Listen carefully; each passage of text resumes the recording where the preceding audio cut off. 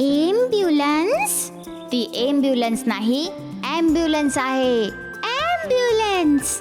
जर तुम्हाला पण विली सारखं बरोबर उच्चार करायचे असतील तर डाउनलोड करा कुकू टीव्ही किड्स ॲप आणि एव्हरीडे कुछ नया सीखो.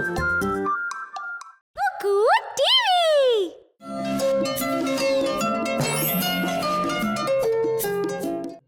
नील आणि नायरा, आज पूर्ण दिवस तुमचा कसा गेला?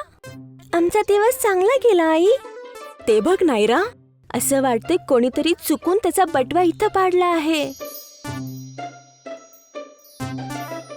कोण आहे त्यांनी आपला बटवा इथं पाडला असेल? जवळपास तर कोणच नाहीये जो त्याचा बटवा शोधत असेल.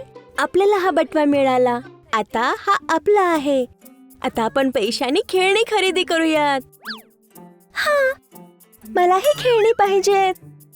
नाही बाळा, तुम्हाला कोणा दुसऱ्याचा पैसा नाही घ्यायला पाहिजे. आपण या मालकाची येण्याची वाट पाहूयात. तोपर्यंत मी तुम्हाला एक गोष्ट सांगते. ये गोष्टीची वेळ. राम नावाचा एक इमानदार मुलगा होता. एक दिवस खेळताना त्याला गोड खाण्याची इच्छा झाली. मला काहीतरी गोड खाण्याची इच्छा होतीये. मला जाऊन बघायला पाहिजे की माझ्या गुल्लकमध्ये किती पैसे आहेत.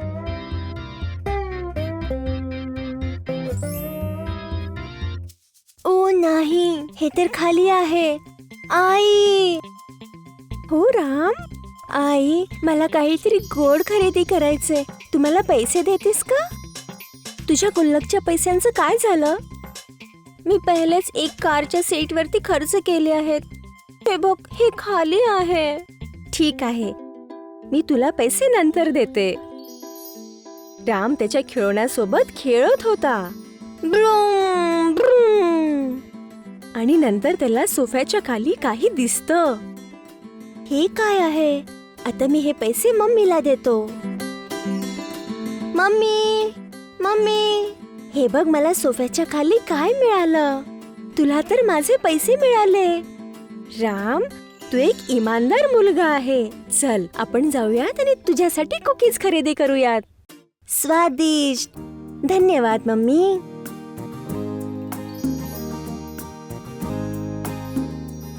मला हा माणूस काहीतरी शोधताना दिसत आहे. क्षमा करा, तुम्ही काही शोधत आहात का? हो, माझा बटवा हरवलाय. मला असं वाटतंय की तो इथेच कुठेतरी पडलाय, तर मी त्याला शोधत आहे.